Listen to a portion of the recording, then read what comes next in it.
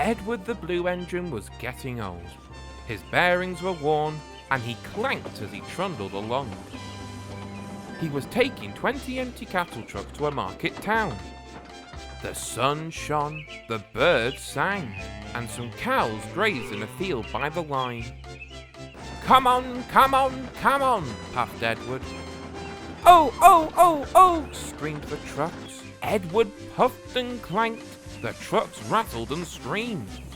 The cows were not used to trains. The noise and smoke disturbed them. They twitched up their tails and ran. They galloped across the field, broke through the fence, and charged the train between the 13th and 14th trucks. The coupling broke.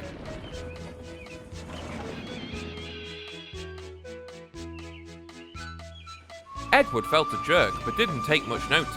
He was used to trucks. "Bother those trucks," he thought. "Why can't they come quietly?" He ran on to the next station before either he or his driver realized what had happened.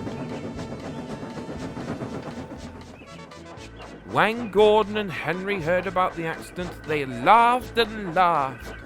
"Fancy allowing cows to break his train." "They wouldn't dare do that to us. We'd show them," they boasted. Edward pretended not to mind, but Toby was cross. "You couldn't help it, Edward," he said. "They've never met cows. I have, and I know the trouble they are." Some days later, Gordon rushed through Edward's station. He whistled, "Mind the cows!" He chortled, panting up the hill. "Hurry, hurry, hurry!" puffed Gordon. "Don't make such a fuss, don't make such a fuss," rumbled his coaches.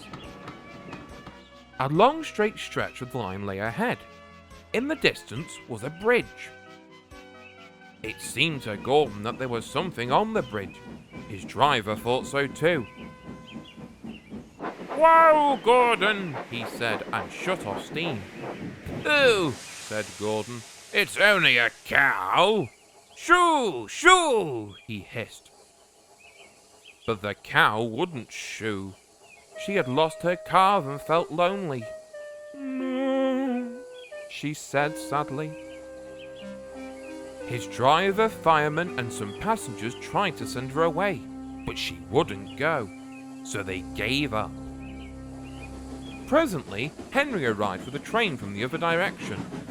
"What's this?" he said grandly. "A cow? I'll soon settle her.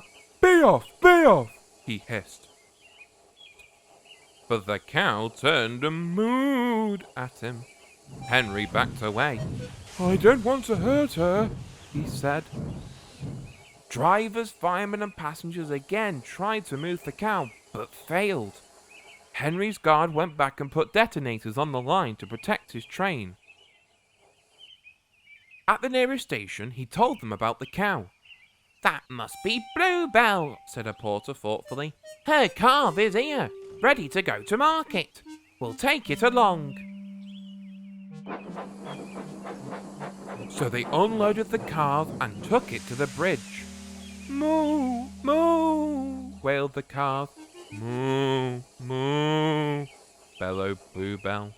She nuzzled her calf happily, and the porter led them away.